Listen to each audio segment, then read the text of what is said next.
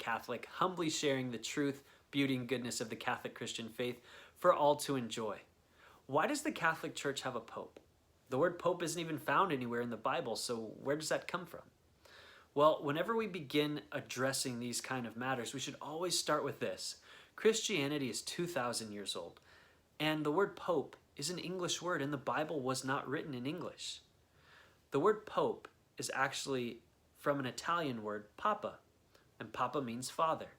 Now, since the beginning of the church, religious leaders were referred to as fathers because they were spiritual fathers or spiritual leaders. Secondly, we have to remember that the Bible isn't the only authority of the church. I have another video called Tradition, Scripture, and Magisterium where I talk more about that. But in addition to Scripture, we have tradition. We also call that apostolic teaching, right? The teachings and the writings of the apostles. Who are the apostles? The 12 that were closest to Jesus and their successors. Some of these apostles were bishops, and some of them today are known as church fathers. Now, in the writings of the church fathers, we see that there's this clear distinction between other bishops and the Bishop of Rome. Now, whenever there was some big disagreement about the faith that the other bishops couldn't decide on, then they would defer to the Bishop of Rome and follow his instructions. So there's some history. Now, let's look at the Bible. The Bible does show primacy of one apostle over the others. For example, Acts chapter 15. What you have is post Jesus' death and resurrection. There's some disagreement about how to bring people into the Christian faith. And so they're going back and forth, and Jesus, mind you, isn't there to answer this matter for them. So they're having to come together themselves and decide. So here's what happens. They're debating, and they're sitting together, and Peter stands up, and he says to all of them, "My brothers, you are well aware that from early days God made his choice among you, that through my mouth the Gentiles would hear the word of the gospel and believe." So there he is right there saying, hey guys, you know this.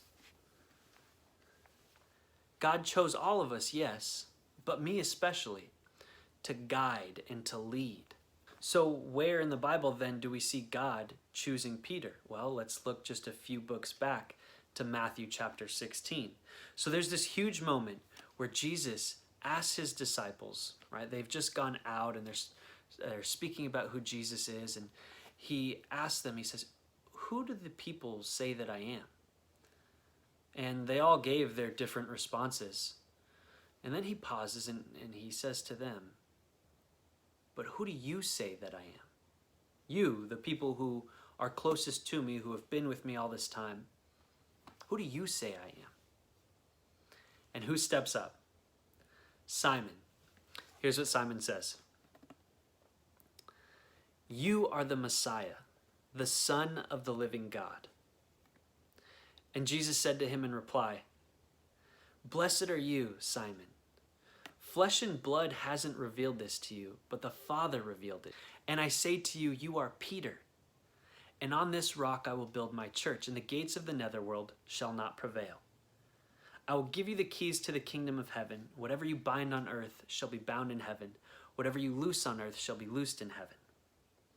So I said this was a huge moment. What just happened there?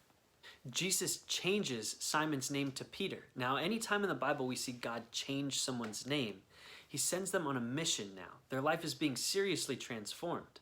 He changes Simon's name to Peter, which in its original form means rock. And he says, "On this rock I will build my church. Whatever you bind on earth will be bound in heaven. Whatever you loose on earth will be loosed in heaven." This is where Peter gets his authority from.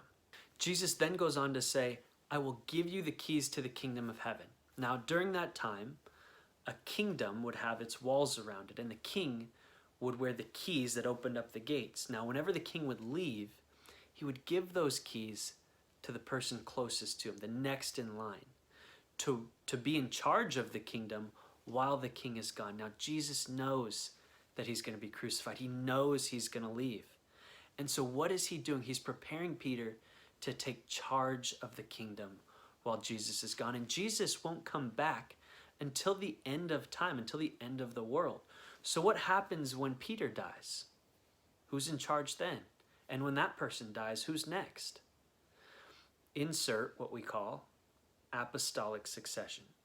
This is the lineage of popes, what we call the papacy, that traces all the way back to St. Peter. And as each pope leaves office, they're succeeded by another apostle.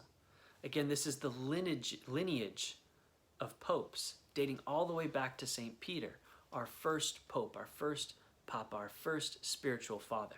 The pope is the vessel that Christ uses to guide his church, us.